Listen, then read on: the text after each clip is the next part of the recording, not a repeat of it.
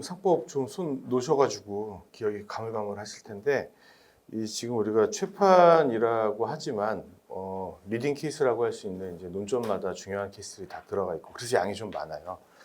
좀 반복되는 내용들이 있으니까 좀 잘 아는 판례는 이제 빼시고 비교적 3년 안에 중요한 판례들을 중심으로 공부하시면 됩니다. 그래서 판례를 보다 보면 이거는 뭐 나 다 아는 내용인데 뭐 이런 내용들이 있거든요. 그런 것들은 과감히 언더라인된 부분만 체크하시면 될 것 같아요. 책을 미리 못 내서 또 죄송하고, 우리 주어진 시간이 많지 않기 때문에 바로 진도로 들어가겠습니다. 첫 페이지부터 보시죠. 자, 상법 개념에 대한 건데 기억을 한번 잘 더듬어 보세요. 우리가 상법 개념을 나눌 때 형식적인 거랑 실질적인 걸로 나눴었거든요. 근데 여기 보시면 중요한 거는 실질적 의미의 상법이에요. 그러니까 실질적 의미의 상법이라고 하는 것은 뭐 그렇게 나오죠. 문제 나올 때는 이제 명칭 형식을 불문하고 상인에게 적용되는 공통된 법 체계를 말합니다. 뭐 이거 안 해오셔도 돼요. 명칭 형식을 불문한다. 이것만 이해하시면 됩니다. 그렇죠? 근데 이 실질적 의미의 상법이 존재하는 형식을 우리가 법원이라고 부르는 거고, 그 법원에 보시면 동그라미 1, 2, 3 있잖아요. 얘네들은 당연히 들어갑니다. 당연히 들어가는 거예요. 근데 자, 맨 마지막에 있는 요거는 꼭 기억하셔야죠. 요거는 보통 거래 약관은 법원성을 부정한다는 거예요. 법원성을 부정한다. 법원성을 부정한다. 이거 꼭 기억하세요. 약관은 법원이 아닙니다. 그렇죠? 요거 꼭 기억하시고, 그리고 두 줄 밑으로 내려가시면은 요거 있죠? 보통거래 약관의 구속력. 저도 얼마 전에 어제 받았네요. 보험금 받았는데 어제 들어오더라고요. 보험금을 받았는데 제가 수술했거든요. 보험금을 받았는데 우리가 그 약관에 따라서 보험금이 지급되고 안 되고, 그러니까 당사자를 구속하는 그런 근거가 뭐냐에 대해서는 판례는 의사설의 입장이에요. 의사설. 합의했기 때문에 그렇게 구속하는 것이다 이렇게 보는 거죠. 그걸 꼭 기억해 주시면 좋겠고, 요거 판례는 의사설의 입장이라는 거. 보험법 문제도 하나 챙겨 가시는 겁니다. 또 길게 얘기하면 할 말이 많아 이게. 왜냐하면 약관이 내가 동의했기 때문에 나를 구속하는 것이다라는 전제로 들어보면, 그러면 아니 약관이 인쇄된 내용은 A인데 보험 설계사가 나한테 B라고 얘기했고 나는 B인 줄 알고 서명했단 말이에요. 그럼 계약 내용은 인쇄된 A가 되는 거예요? 설명한 B가 되는 거예요? B가 되는 겁니다. B. 판례는 그렇게 보고 있어요. 나중에 올해도 보험 판례가 많은데 나중에 현업에서 보험 관련된 사건을 다루실 때는 그 계약자나 피보험자가 무슨 얘기를 들었냐가 되게 중요합니다. 아니면 무슨 얘기를 못 들었냐. 입증하기가 어렵지 않을까요? 어렵죠. 어려운데 설계사나 보험사가 이렇게 설명했다라는 걸 입증해야 됩니다. 그러니까 우리한테 유리하죠. 자, 그리고 밑에 있는 거 있죠?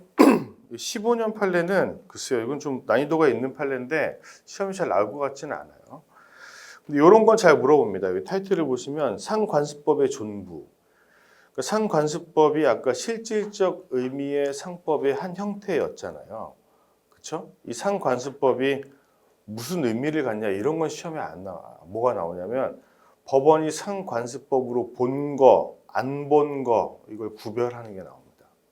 이걸 상관습법으로 본 적이 있냐 없냐 이런 걸 물어보거든요.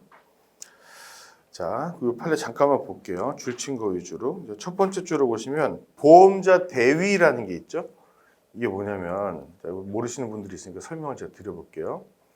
제가 수술을 하게 된 게 누가 나를 쳤어. 대인사고가 발생한 거예요. 그러면 저는 이 양반한테 손해배상 청구권이 있죠. 근데 내 자보험으로 보험금을 받아. 그러면 내가 가지고 있는 이 청구권이 보험자에게 넘어갑니다. 이걸 보험자 대위라고 해요. 그렇죠? 무슨 얘기인지 일단 이해하셨죠?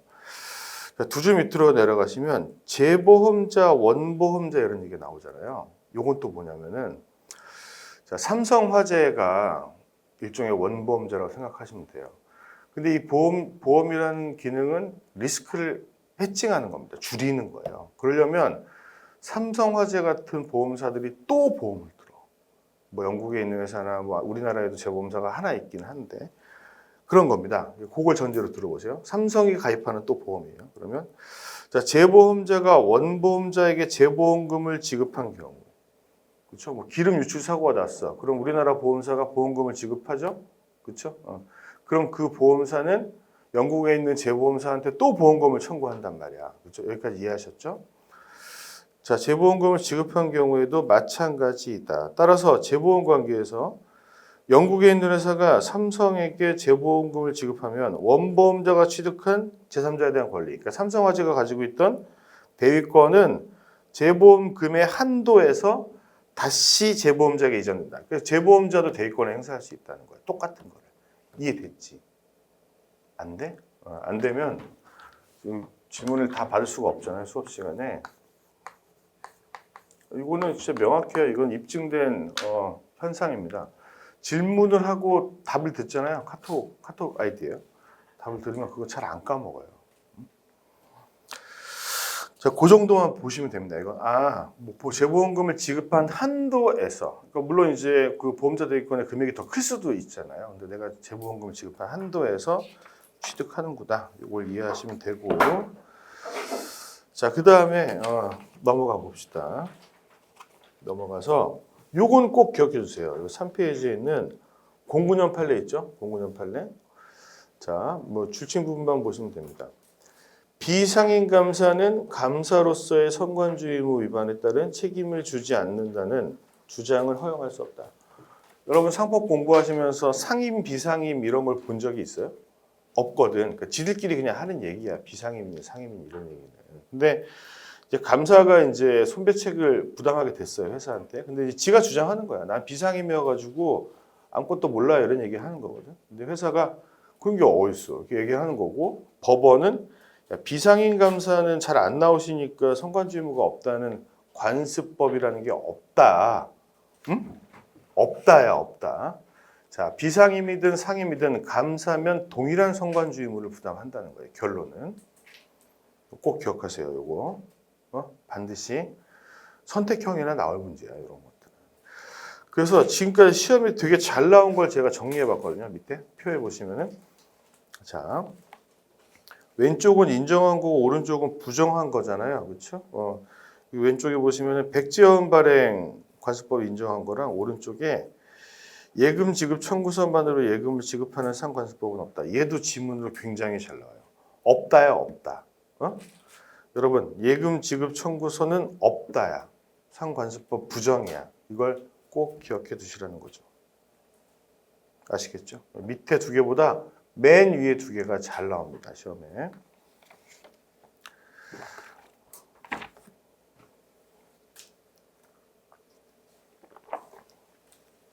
(4페이지로) 넘어져가지고 제가 이게 다리 쪽을 수술했거든요. 그래서 아직 좀 피가 좀 나요. 근데 다 상처가 아물지 않아서. 그래서 저는 이제 당연히 수술했으니까 술을 못 먹겠죠. 못 먹습니다. 한 2달간 못 먹는데, 우리 집사람이 이제 주말마다 저랑 술을 먹어요. 근데 제가 술을 못 먹으니까 다른 사람들이랑 술을 먹으러 간 거예요. 저는 일하고. 그러고선 이제 끝날 때쯤에 전화해서 술 아직 먹니? 그랬더니 다 먹었다고 데리러 오래요. 그래서 데려갔거든요.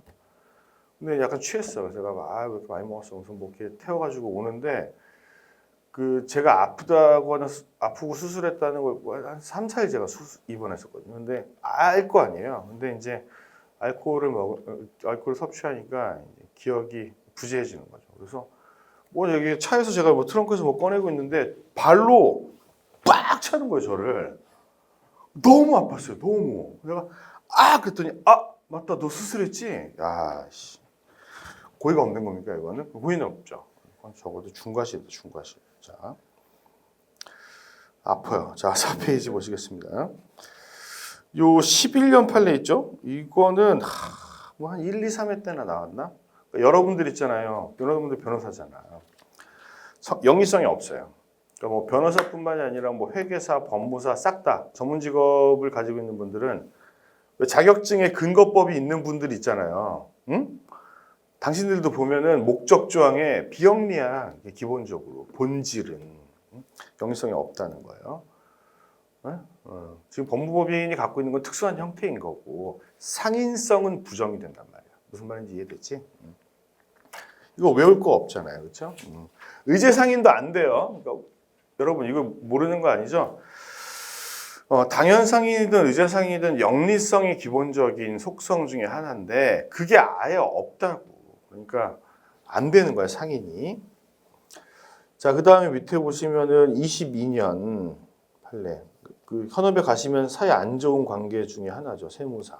세무사가 뭘 알아? 막 이러시잖아요, 서로. 이분도 상인성이 없고요. 그 다음에 94년, 아유, 왜 옛날 판례가 있냐? 읽어볼게요, 그래도.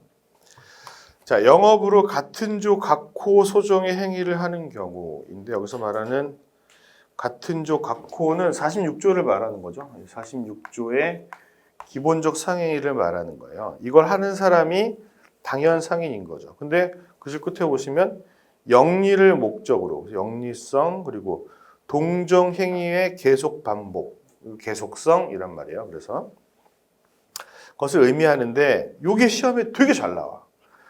대한광업진흥공사 있잖아. 이거 대한광업진흥공사법이 있다 없다? 있겠지. 있단 말이야, 당연히. 공사는 설립근거법이 있어서. 그럼 거기 이 공사의 본질을 정의조항을 목적조항을 읽어보면 뭐라고 되어 있을까? 얘도 사실 영리성이 없단 말이에요. 그런데 광업자금을 광산업자에게 융자하여 주고 소정의 금리에 따른 이자 및 연체이자도 받아. 이 새끼들. 뭐 작은 이자가 아닌데 이걸 받는단 말이에요. 그럼 얘네들이 하는 이 금전소비대차 행위는 광업진흥공사한테 상행위가 된다 안 된다? 안 되지. 안 된단 말이야. 근데 생각해봐요, 여러분.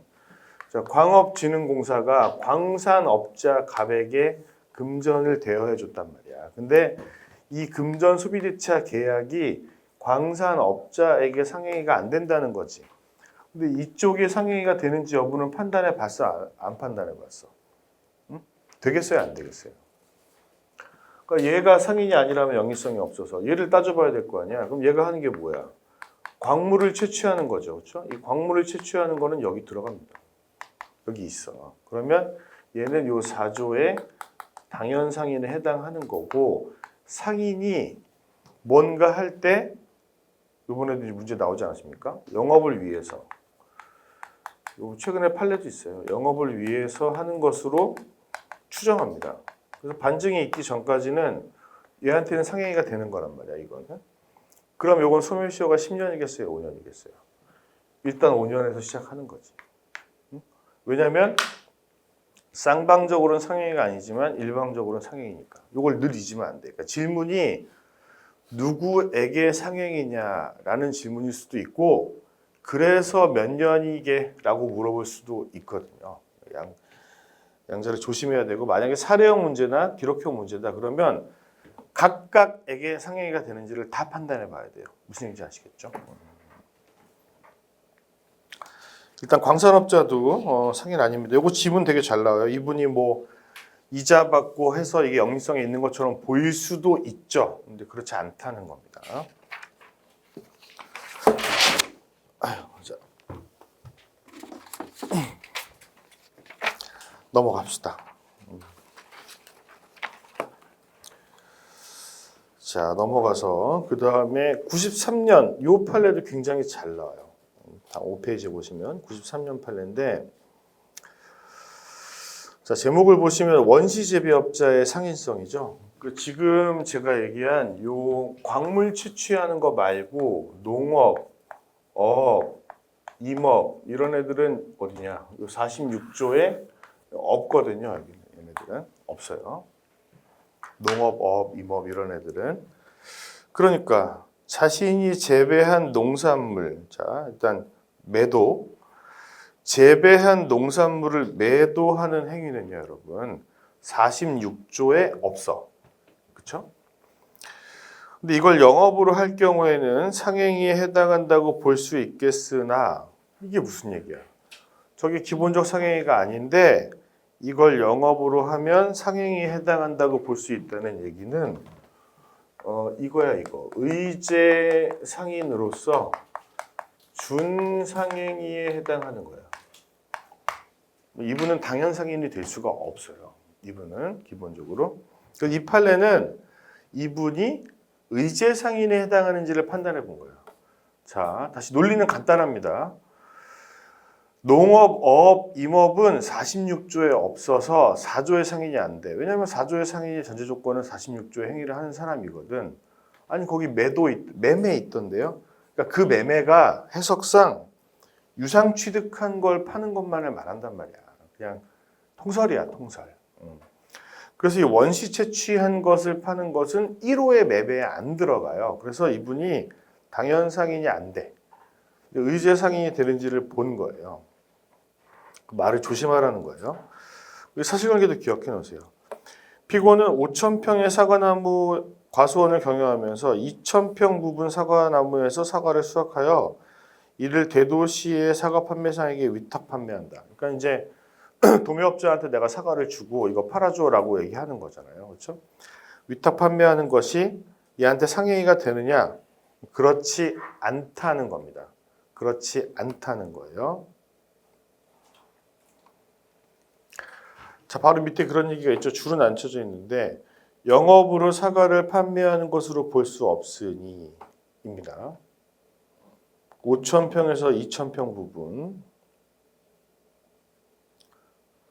자, 그 정도를 기억하시면 되고 요거는 자, 그 다음에 설명 부분 넘어가고 밑으로 내려오셔가지고 아니다, 요거는 좀 볼까요? 그 설명에 짝대기 있는 부분 있죠? 자, 사례는 제5조에 해당하지 않으므로 의제상인이거든요. 의제상인이 될 수 없다고 판단한 것이다. 더불어 상사매매는 69조 얘기하는 거예요. 여기서는 69조. 상사매매는 상인 간의 거래에 적용되는 것. 상인 간의 거래 줄쳐 놓으시고 우리가 이걸 바꿔서 뭐라고 말해요? 쌍방적 상행위. 그러니까 이 쌍방적 상행일 것을 요구하는 게 예외적인 거잖아요. 그 예외에 가장 대표적인 게 69조 등에 해당하는 이 상사 매매 규정이거든요. 근데 이제 이렇게 원시 채취하신 분이 사과를 대도시의 사과 판매상에게 위탁 판매하는 거는 둘 사이에 쌍방적이겠어, 아니겠어? 아닌 거거든. 그 위탁 판매하시는 분한테만 상행위가 돼요. 그러니까 상사 매매 규정이 적용이 안 된다는 겁니다. 그래서 만약에 사례형에서 이런 걸 물어보잖아요. 기록형이나.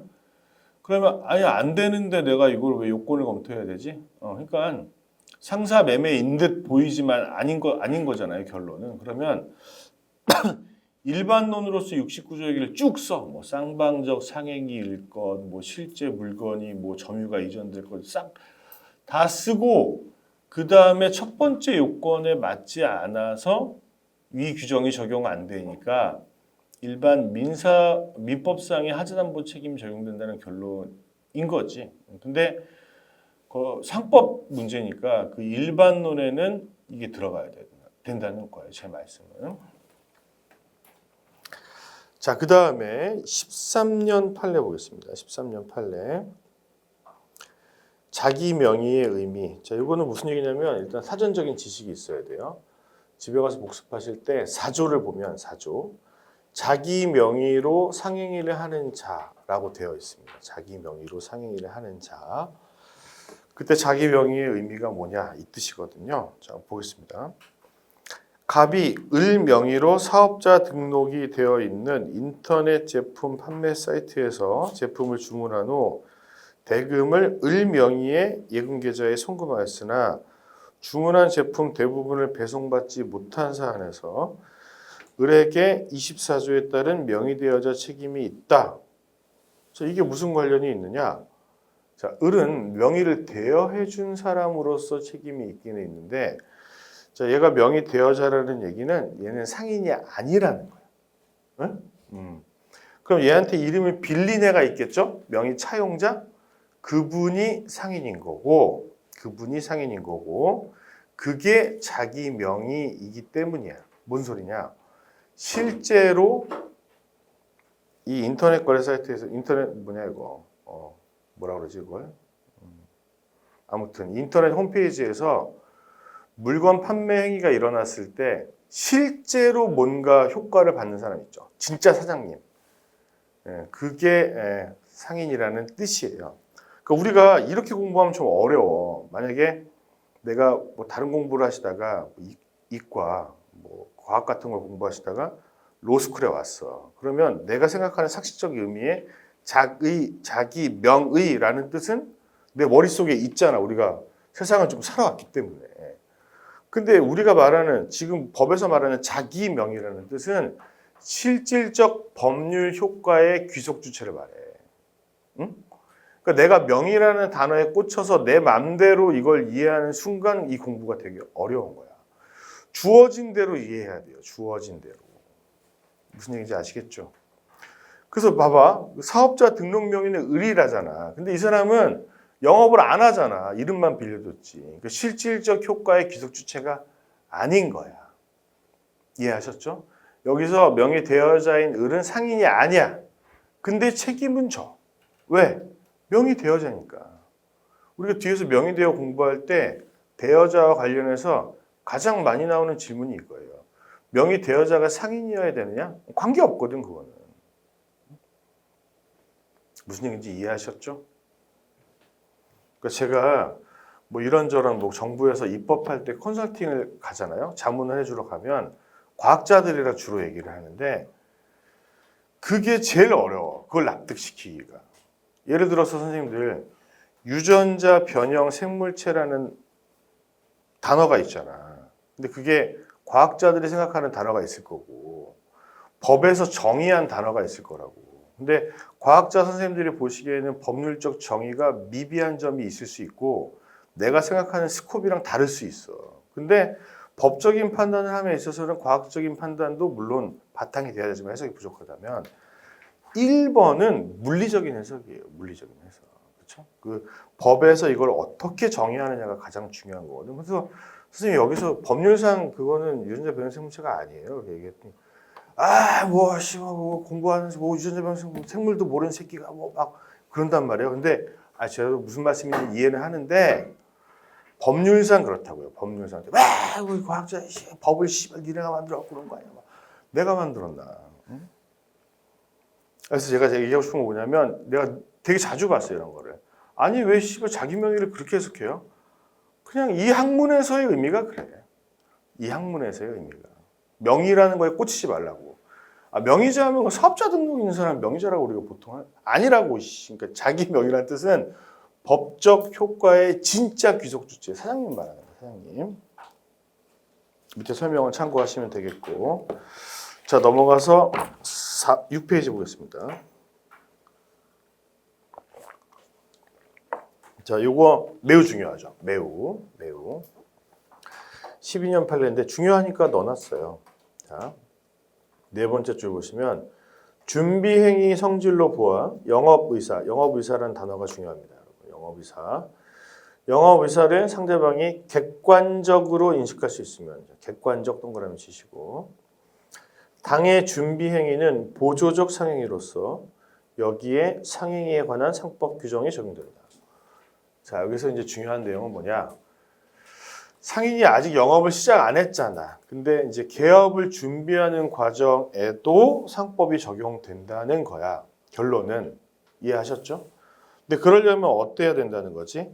영업의사. 내가 이걸 영업 때문에 한다는 걸 상대방이 인식할 수 있는 상황이어야 된다잖아. 어떻게? 객관적으로. 자, 객관적이라는 단어가 이럴 때는 또 어떻게 이해가 되어야 하냐면 행위의 성질만 봤을 때 영업을 위한 거구나. 그렇게 보여줘야 된단 말이야. 뭐 간판을 붙이거나 뭐 지점에 지점장 뽑거나 막 그런 거예요. 그 영업하려고 하는 거지 그걸 왜 하겠어요? 두 줄 내려오세요. 그러면은 자 일단 여기까지 결론은 객관적으로 인식할 수 없는 상황이면 영업의사가 인정이 안 되는구나가 결론이잖아. 동의해? 그치? 그렇게 봐왔단 말이야 판례가. 요 판례가 나오기 전까지. 근데 자 행위자의 주관적 의사가 영업을 위한 준비 행위였고 상대방도 행위자의 설명 등에 의해서 여기 중요한 건 설명이야. 설명 등에 의해서 준비 행위라는 점을 인식하였던 경우 자 이건 뭘 전제로 얘기하는 걸까? 행간의 의미를 읽어보면 객관적인 성질은 그렇지 않았어. 몰라. 그것만 봤을 때는 모른단 말이야. 근데 얘가 영업의사를 실제 갖고 있었고 객관적인 성질만으로는 내가 판단할 수 없는데 설명을 해서 이 새끼가 알고 있단 말이야, 상대방이. 그래서 인식하였던 경우에는 상행위에 관한 상법 규정이 적용된다고 봄이 타당하다. 자, 그러니까 정리하자면 오우씨.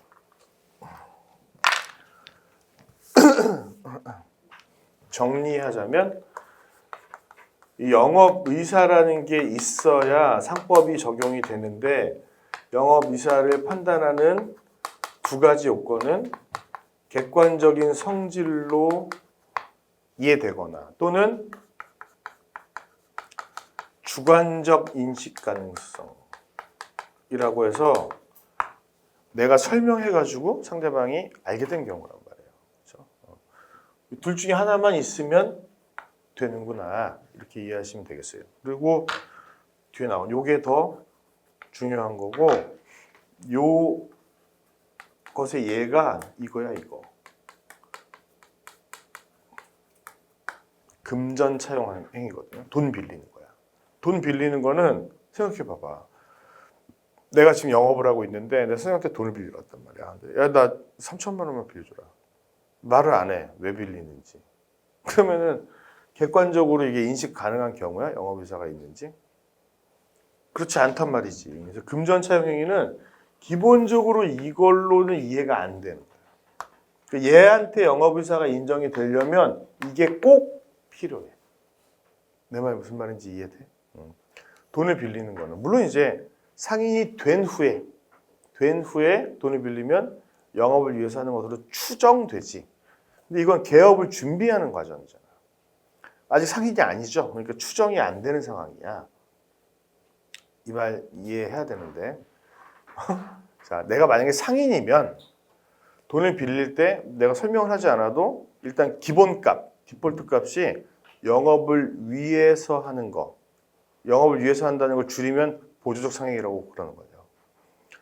그게 추정되는 거잖아요. 기본값이. 추정이 깨지기 전까지. 근데 내가 지금 상인은 아니고 가게를 알아보러 다녀.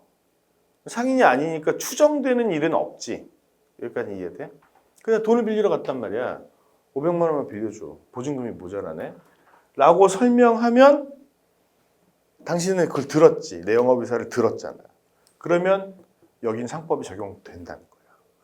이거는 없지만 이 돈 빌리는 행위는 그 말입니다. 매우 중요합니다. 이거 완전히 이해해야 돼요. 완전히. 설명이 좀 부족하신 분은 좀 밑에 나와 있는 이 설명을 조금 참고하시면 되겠습니다. 그 다음에 넘어가 볼까요? 자, 15년 판례입니다. 15년 판례. 자, 상법에 의해 상인으로 의제되는 대보건설이 대보건설은 주식회사입니다. 주식회사이기 때문에 모두 다 상인이 되죠. 대보건설이 재건축 사업으로 생기는 권리 의무의 주체로서 상행위를 하는 것인데 소외인, 개인이 피고들에게서 돈을 차용한 이상 소외인을 상인으로 볼 수 없어 차용금 채무를 상사채무로 볼 수 없다. 입니다. 자, 이 판례도 체크를 하나 해두시고 왕년에 굉장히 잘 나왔어요. 자, 그럼 여기서 한번 추측을 해봅시다. 대보건설이 나오고 소외인이라는 사람이 피고한테 돈을 빌렸대잖아. 소외인은 누구냐면 대보건설 대표예요. 대표야. 이 사람이 돈을 빌렸겠지. 근데 이게 상행위로 인한 채권이냐는 거야. 자, 물론 여러분 돈을 빌려준 피고 입장에서 피고가 상인이 아니라고 가정해 봅시다. 피고가.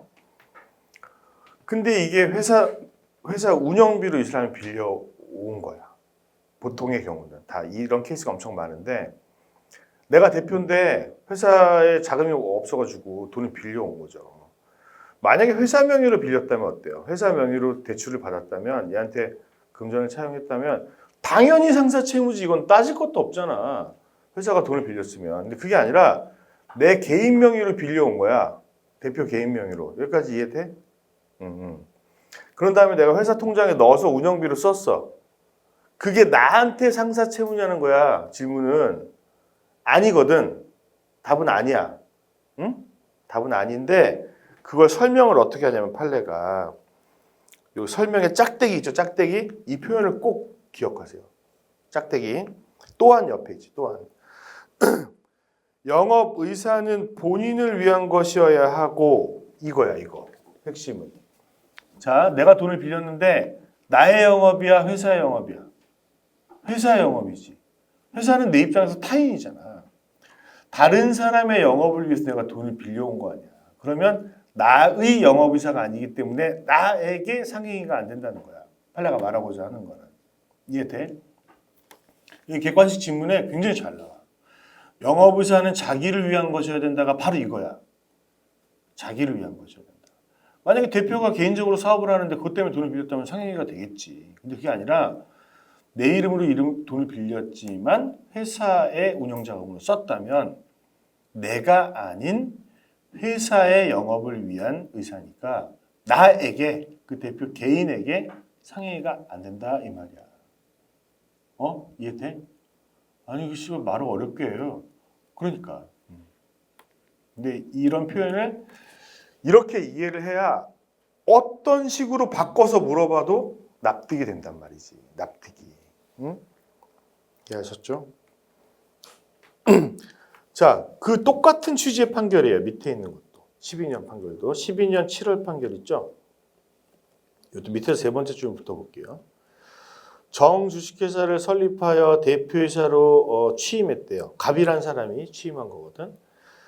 근데 갑을 자기 명의로 시각장애인용 인도블록을 사업하는 상인이라고 볼 수 없으므로 갑이 대표인데 갑의 명의로 하는 게 아니잖아. 이게 이 회사 명의로 하는 거지. 이해되셨죠? 정회사의 행위가 아닌 갑의 차용 행위를 이거 여기서도 똑같아. 대표님 개인 이름으로 돈을 빌려온 거야. 그래서 회사 그 시각장애인용 인도블록을 만드는데 썼거든. 그게 이 갑에게 보조적 상행위로서 개업준비행위 등에 해당한다고 볼 수 없다라고 얘기한 겁니다. 이해돼?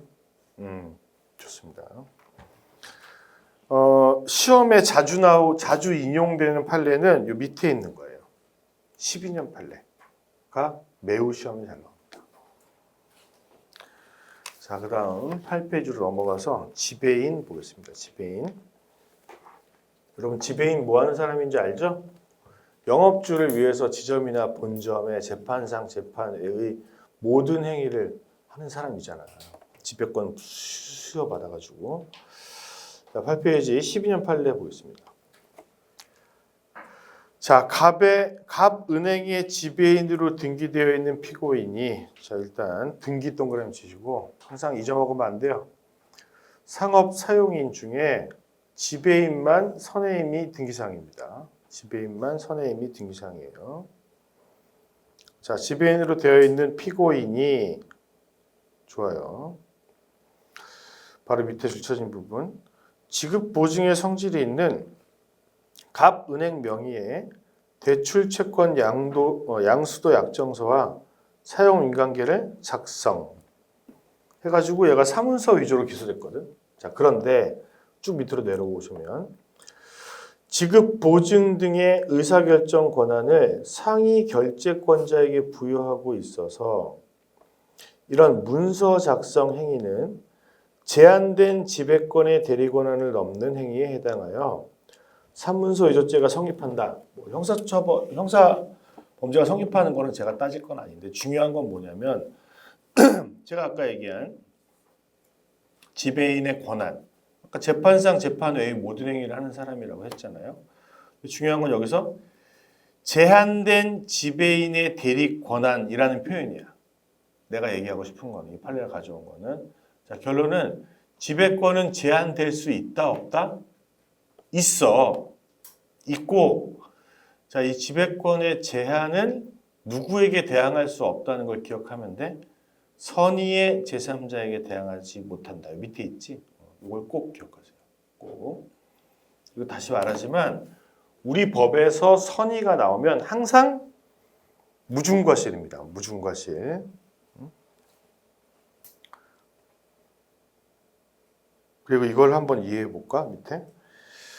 또한 이는 등기사항이 아니므로 등기를 통해 제3자에게 대항하는 것도 불가능하다. 자, 여러분 잊어먹었을 테니까 한번 제가 물어볼게요.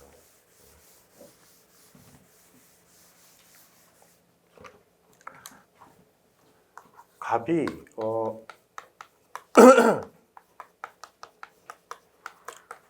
지배인으로 선임됐어요. 지배인으로 선임됐으면 얘가 지배인으로 뽑혔다라는 것은 등기사항이 있지? 맞아요, 안 맞아요? 맞아요. 근데 제가 아까 뭐랑 뭐가 등기사항이라고 그랬지? 선임 또는 해임이 등기사항이야. 그렇죠? 이 등기사항이라는 단어가 나오면 몇 조가 생각나셔야 돼요, 선생님들은? 그렇죠. 37조 1항이 생각나야 되거든. 37조 1항? 뭐라고 되어 있냐면 등기할 사항, 그러니까 이 등기사항인데 이걸 등기하지 않잖아. 그러면 선의의 제3자에게 대항할 수 없다. 라는 거야. 응? 37조의 내용은. 그치? 응.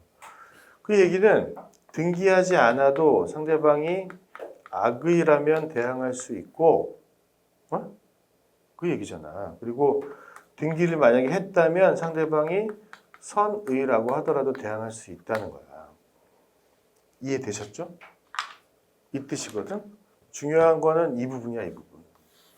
등기했다면. 그러니까 갑을 지배인을 선임할 때도 등기했고, 그리고 해임했을 때도 등기했어. 그렇죠? 해임했다면, 자, 얘가 이제 영업주예요, 영업주. 사장님, 얘가 갑이 지배인. 그 수요 행위가 수거됐지? 얘는 권한이 있어요, 없어요, 이제? 없잖아. 그러니까 얘가 지배인으로서 누군가와 거래를 했어. 이 거래의 법적인 효과는 여기 미치지 않아야 되고, 그렇죠? 얘가 해임한 사실을 등기했다면 얘가 해임 사실을 모르는 사람이라고 하더라도 A한테 거래 효과는 무효가 되는 거 맞아, 안 맞아? 맞지. 등기는 그런 효력을 갖는단 말이야. 이해하셨죠? 근데 문제는 뭐냐면 얘를 선임하거나 이런 것들은 등기를 할 수가 있어. 근데 선임한 후에 이 사람의 권한에 제한을 두었단 말이에요. 우리 시험 문제에 나온 예를 들자면 5천만 원이 넘는 거래는 영업주한테 허락을 받으라고. 그게 제한인데 이 제한은 등기 사항이 아니에요. 등기를 하고 싶어도 할 수가 없어. 응? 이해돼? 이건 등기를 못 한다고, 이거는. 등기는 내가 이거 등기하고 싶은데요? 이거 할 수가 없어. 법에서 등기할 수 있다고 되어 있는 애들만 등기할 수 있는데 거기 얘가 없단 말이야. 그 등기를 못 해. 그치? 기본적으로. 그리고 법에 뭐라고 되어 있어? 등기 여부를 불문하고 등기를 못 하니까 이 얘기를 전제로 하지 않고 뭐라고 되어 있어요? 그냥 제한할 수는 있지만 그냥 선의 제3자에게 대항할 수 없다고. 근데 틀린 지문으로 기출에 뭐라고 나오냐면 지배권 제한을 등기하면 상대방이 선이라고 하더라도 대항할 수 있다. 이렇게 나온단 말이야. 그럼 틀린 얘기지. 등기할 수도 없을 뿐더러 그냥 제3자에게 선의 제3자에게 대항할 수 없을 뿐이니까. 그러니까 이걸 등기사항이 아니기 때문에 일어난 일이라는 걸 이해해 보시라는 거예요.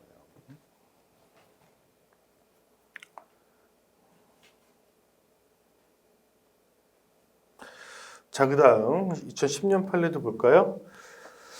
자, 수협이죠. 수협. 자, 수협. 수산협협동조합법에 따르면, 뭐 옛날 법에 따르면 조합은 두 번째 줄에 국가, 공공단체, 중앙회 및 다른 금융기관으로부터만 자금을 차입할 수 있고 다른 기관이나 개인으로부터는 차입할 수 없다고 되어 있어요. 돈을 아무 데서나 못 빌리는 거지, 수협이. 자, 그런데 이 규정이 바로 밑에 보시면 강행법규입니다. 강행법규. 그러니까 이걸 위반하면 그 행위 자체가 무효야. 어? 강행법규니까 무효란 말이죠. 근데 이는 이 채무부당행위가 상법상 지배인으로서 영업에 관한 재판상 또는 재판에 일체의 권한을 행사할 수 있는 조합 상무에 의해서 이루어졌다고 하여도 마찬가지다. 당연하죠. 뭐 대표, 뭐 조합장이 했건, 뭐 지배인이 했건 강행법규에 위반하는 건 전부 다 무효입니다. 이 금전 소비대차 계약 자체가 아예 무효로 되어버린단 말이에요. 아예.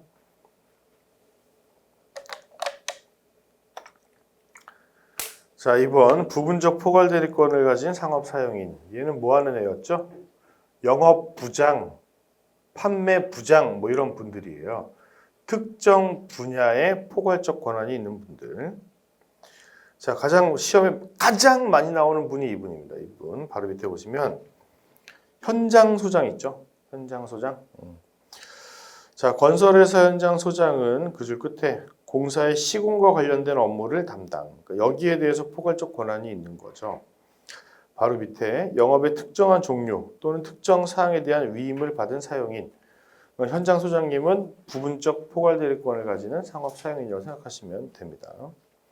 자, 그런데 그 바로 밑에 이분이 회사의 부담으로 될 채무 보증, 채무 인수 이런 걸 할 수 있다 없다?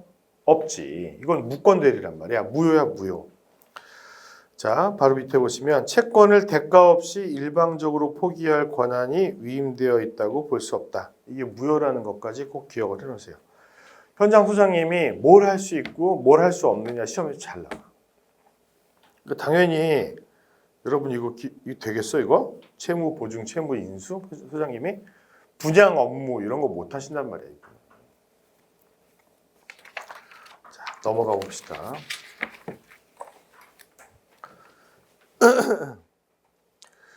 자, 여기서 짝대기 9페이지 윗부분에 짝대기 한번 볼게요. 제가 정리를 좀 해놨는데 판례는 현장 소장의 통상 업무는 공사 시공과 관련된 모든 행위이고 새로운 수주 활동을 하는 것과 같은 영업 활동은 업무 범위에 속하지 않는 것으로 파악해야 한다.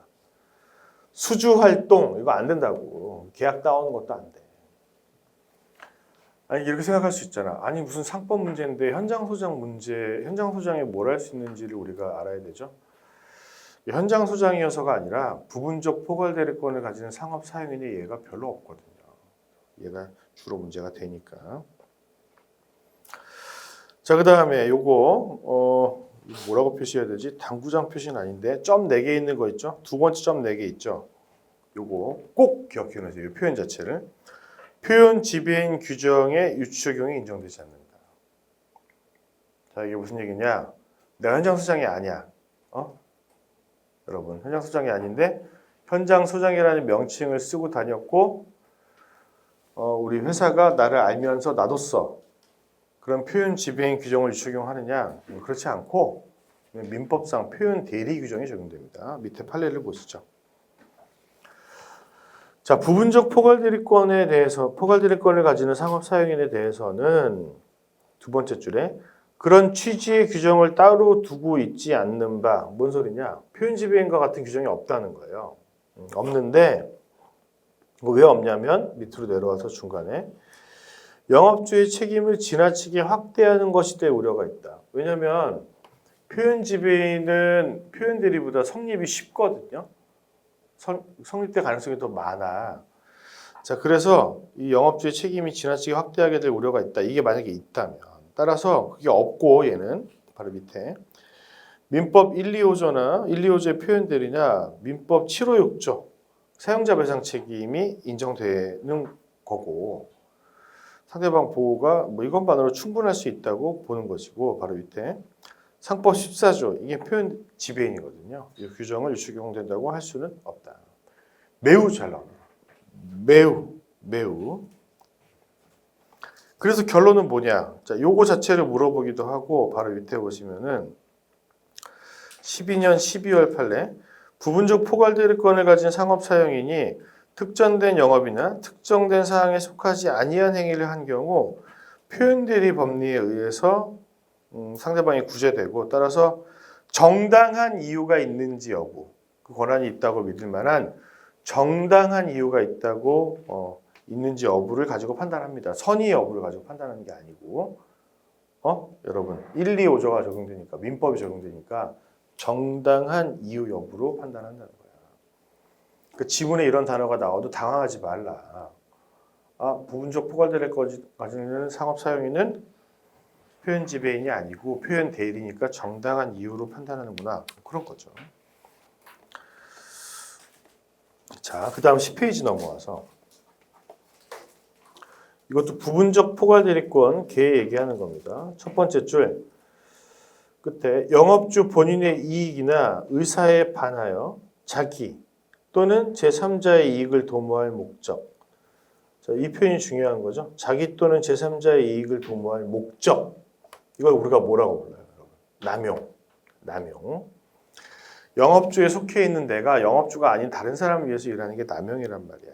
자, 그런데 바로 밑에 남용해도 일단 영업주 본인의 행위로서 유효하나 왜 그래? 설명할 수 있어야 되지. 응? 내가 권한을 남용했잖아요. 근데 왜 영업주한테 효과가 미치냐? 내가 권한 내의 적법한 행위를 행사했는지 여부는 주관적 의도를 고려하지 않기 때문에 그렇습니다. 행위의 객관적 성질만 보고 판단하기 때문에 내가 아무리 나쁜 목적을 갖고 있어도 일단 영업주에게 효력이 꽂히는 게 맞아. 자, 그런데 바로 밑에 그 진위를 알았거나 알 수 있었을 때에는 107조 1항 단서의 유추 해석상 비진입 표시설인데요. 우리가 지배권의 남용만 들어봤지 부분적 포괄대리권을 가지는 상업 사용인에 있어서도 비진입 표시설이 적용되는지는 잘 못 들어봤단 말이에요. 근데 똑같습니다. 얘도 똑같고 모든 권한 남용은 법리가 다 똑같아요. 대표권이든 지배권이든 부분적 포괄대리권이든 다 똑같단 말이야. 내 말은 다 비진입 표시설이에요. 비진입 표시설. 자, 그 다음 넘어가면 상호인데 여러분 10분만 쉬었다 합시다.